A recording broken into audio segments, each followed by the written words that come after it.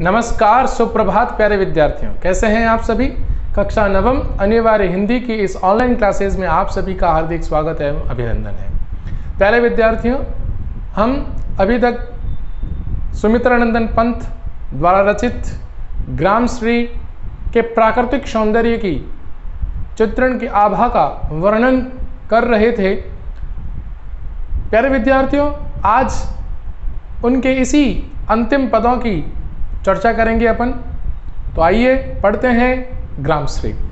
प्यारे विद्यार्थियों, इन अंतिम दो पदों में कवि पंत जी ने गंगा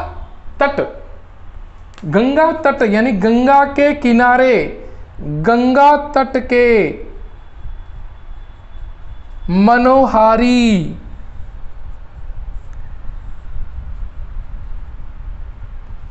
मनोहारी प्राकृतिक सौंदर्य का चित्रण किया है यानी वर्णन किया है। मतलब इस पद्यांश में, इस काव्यांश में, इस कविता के अंश में कवि सुमित्रानंदन पंत गंगा नदी के उस किनारे, गंगा नदी के तट यानी गंगा नदी के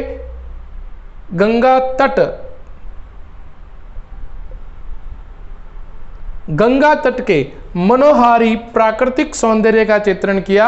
यानी गंगा नदी के तट पर जो उन्होंने प्राकृतिक सौंदर्य देखा उसका मनोहारी बड़े सुंदर तरीके से यहां पर इन्होंने वर्णन किया है। तो आइए अपन पढ़ते हैं। बालू के सांपों से अंकित, बालू यानी रेत,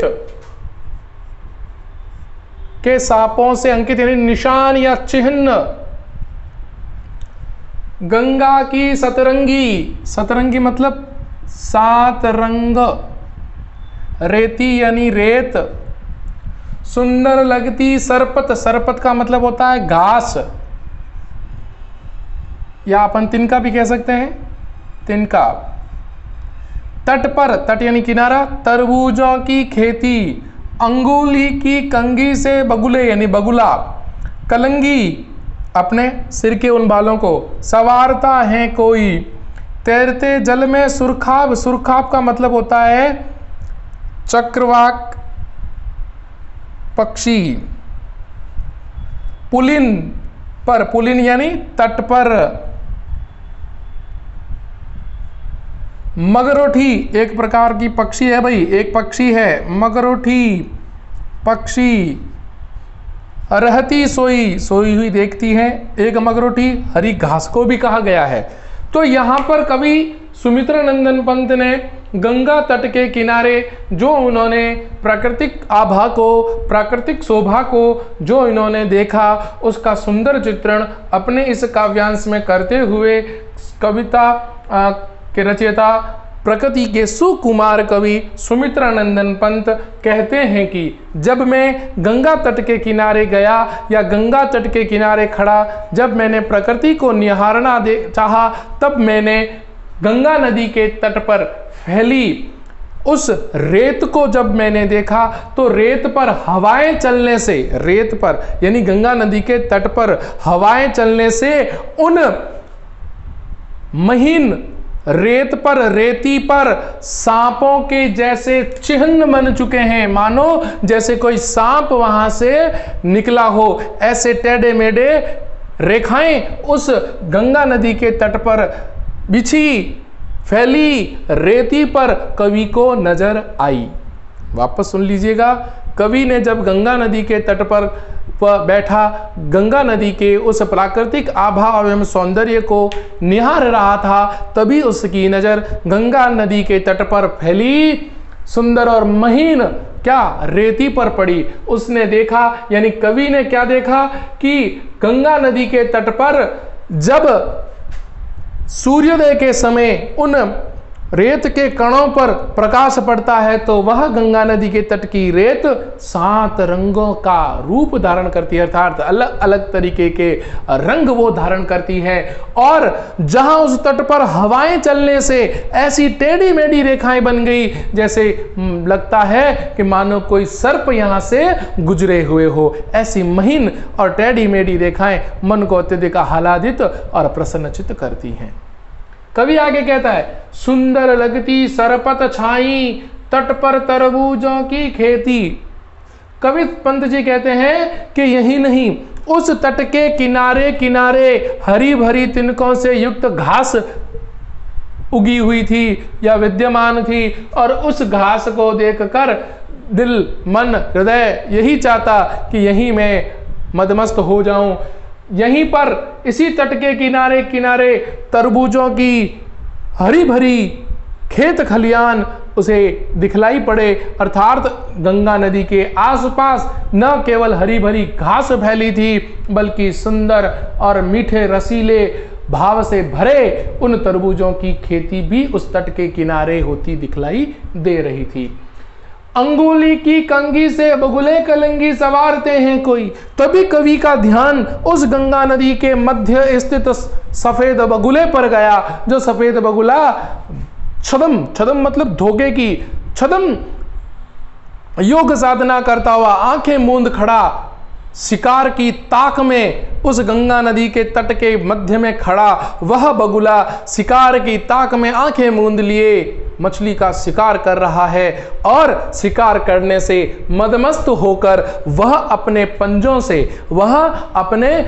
से अपने सिर को खुल जा रहा है, अर्थात प्रसन्नता जाहिर कर रहा है। कभी कल्पना करता हुआ कहता है कि मानो ऐसा लग रहा था कि वह बगुला अपनी कलंगी रूपी पंजों से, अपनी कंगी रूपी पंजों से अपने कलंगी को क्या कर रहा था, सवार रहा था, अर्थात उसे एक नया रूप दे रहा था। कवि कहते हैं कि वह मन भावना चक्रवाक पक्षी का जोड़ा उसी गंगा नदी के जल में तैरते हुए अटखेलियां करते हुए मुझे दिखलाई दिए। कवि बताता है कि उस पुलिन तट यानी पवित्र तट के किनारे किनारे मगरोठी नामक पक्षी आलस से मदमस्त होकर सोए से प्रतीत होते हैं। ऐसा प्राकृतिक सौंदर्य देखकर मन चाहता था कि मैं वहीं रहूं और इस प्राकृतिक सौंदर्य का लाभ उठाऊं, सौंदर्य को अपने हृदय में बसा दूं। तो ये था गंगा तट के किनारे फैले प्राकृतिक सौंदर्य का चित्रण, कवि के मन के भावों को व्यक्त किया है। एक बार वापस कर रहा हूं, ध्यान से सुनना। कठिन शब्दार्थ जरूर लिखें क्योंकि महत्वपूर्ण है, ये व्याख्या परीक्षा में पूछी जा सकती है। प्यारे विद्यार्थियों, कवि सुमित्र नंदन पंत कहते हैं कि जब गंगा नदी के किनारे में गया तब गंगा नदी के तट पर फैली वो महीन और बारीक रेत जिस पर सूर्योदय के समय क्या पड़ती हो, किरणें पड़ती हो, तो सूर्योदय की किरणें पड़ने से वह पूरी रेत रंग बिरंगी सी दिखलाई देती है। और यही नहीं, उन महीन रेत पर टेढ़ी मेढ़ी रेखाएं खींची थी, वो रेखाएं हवा के चलने से खींच चुकी थी और मन को अच्छी सुंदर दिखाई दे रही थी, मानो जैसे कोई सर्प वहां से गुजरा हो।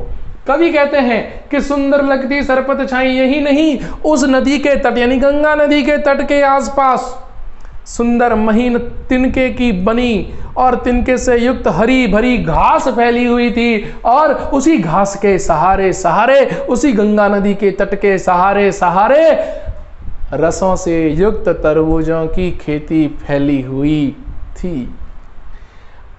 वहीं गंगा नदी के तट के किनारे, तट के मध्य छदम रूप धारण किए, योग साधना किए बगुला शिकार की ताक में खड़ा था। जो ही झपट कर शिकार किया, खुशी के मारे वो अपनी पंजे रूपी कंगी से अपने कलिंगी को संवारता हुआ दिखलाई दे रहा। ये प्राकृतिक सौंदर्य मेरे मन को अत्यधिक भा गया। आगे कवि कहते हैं कि उसी गंगा नदी के तट पर उसके किनारे किनारे चक्रवाक पक्षी अटखेलियां करते हुए तैर रहे थे और मगरोठी नामक एक पक्षी जो सुख से अलसाया हुआ उस पुलिन पवित्र गंगा नदी के तट के किनारे सो रहा है, मदमस्त हो रहा है। तो ये था गंगा नदी के तट का प्राकृतिक सौंदर्य। चलें आगे। अगला जो अंतिम इस अध्याय का काव्यांश है, इस काव्यांश में कवि पंत जी ने शरद ऋतु का, ध्यान रखना, शरद ऋतु का मनोहारी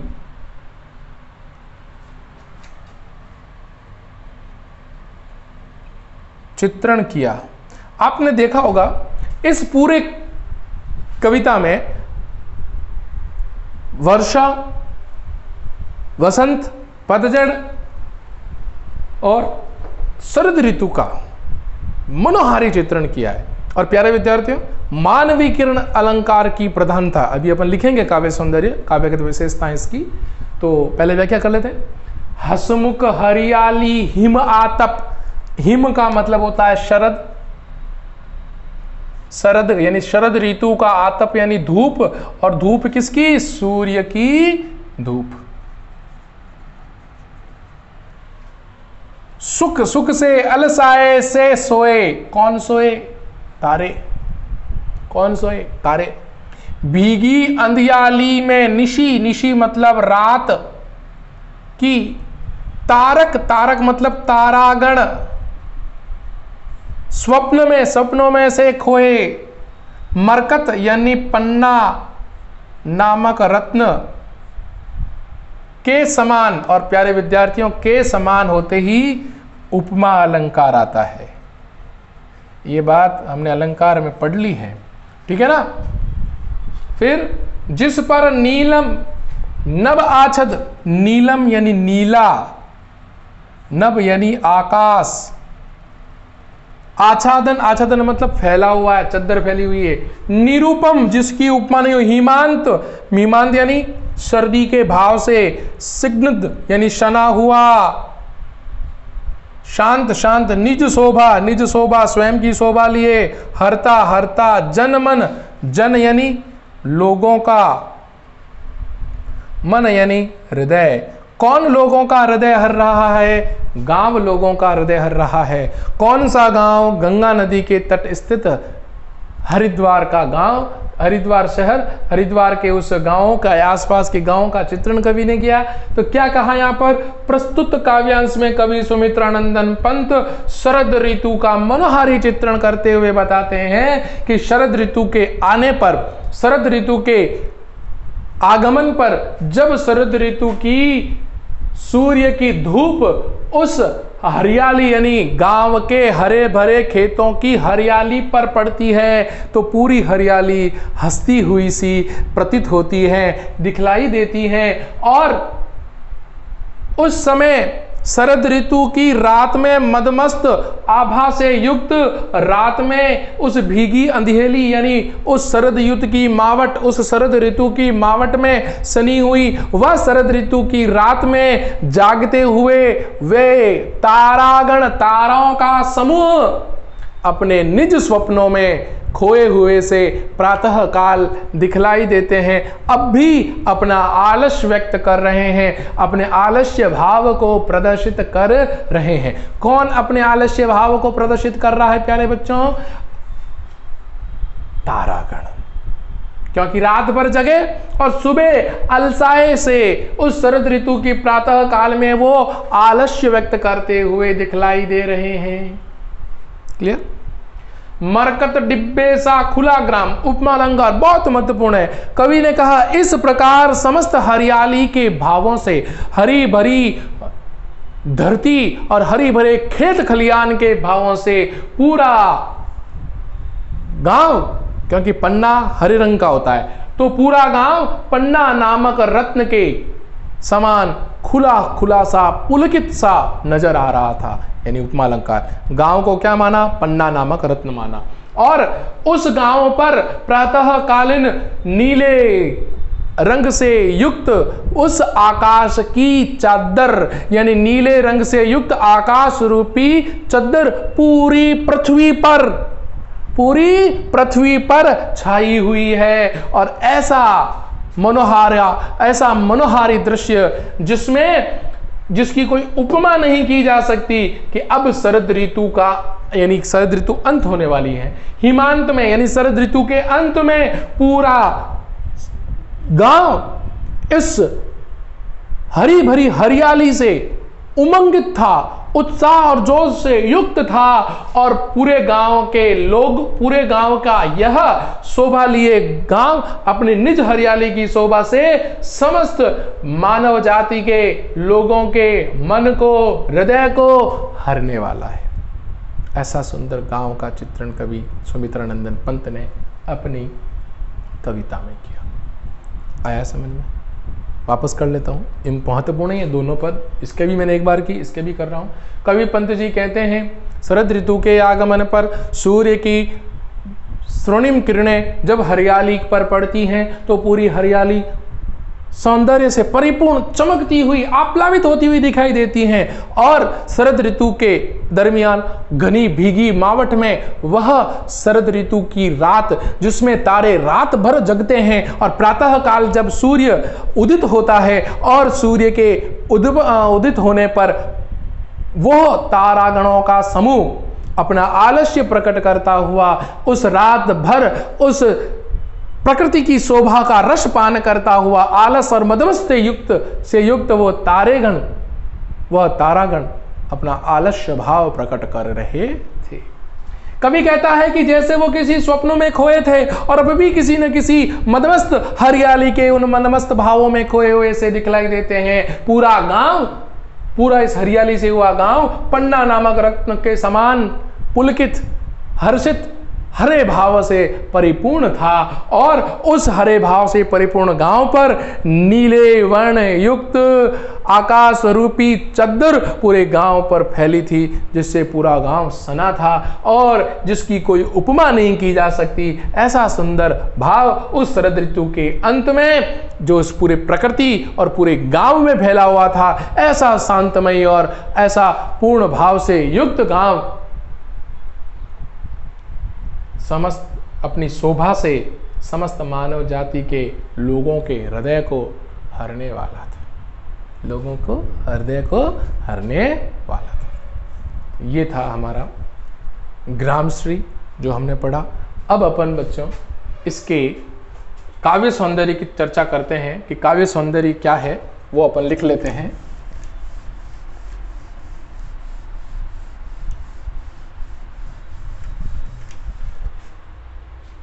चलिए,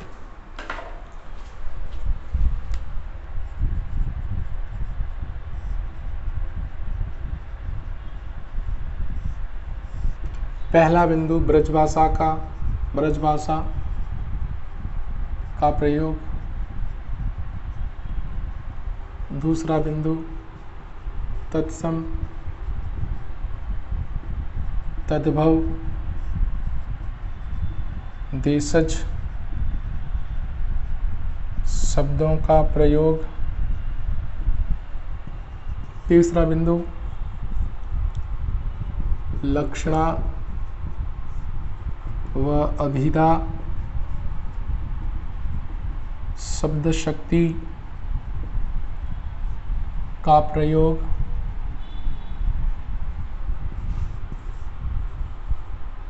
छंद मुक्त कविता।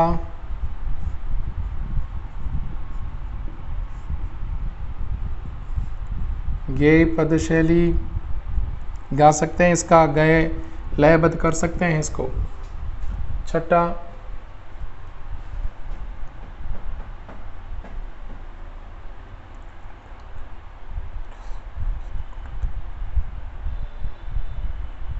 माधुर्य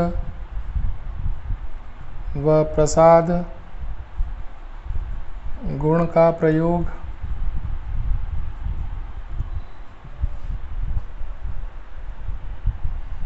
अनुप्रास,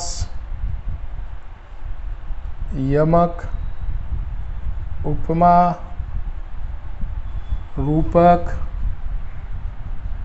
उत्प्रेक्षा, ध्यान रखना मानवीकरण की प्रधानता है, मानवीकरण की ध्यान रखना। इस मानवीकरण अलंकार की प्रधानता, मानवीकरण अलंकार का प्रयोग। तो ये था प्यारे बच्चों ग्रामश्री, और ग्रामश्री का हमने काव्य सौंदर्य भी किया, और आशा करता हूँ आपका ये पूरा अध्याय जो हमने अभी 3 दिन के अंतर्गत पूरा किया है आपको समझ में आया होगा। किसी प्रकार का कोई समस्या, कोई प्रकार डाउट आप कमेंट बॉक्स में जरूर लिखें, तथा मेरे YouTube चैनल को अधिक से अधिक लाइक, शेयर और सब्सक्राइब जरूर करें। प्यारे विद्यार्थियों, आप हर विषय की वीडियो पूर्ण तरह से देखें ताकि आपको जरूर इसका फायदा मिलेगा। मिलेंगे एक नए प्रकरण के साथ, तब तक के लिए नमस्कार।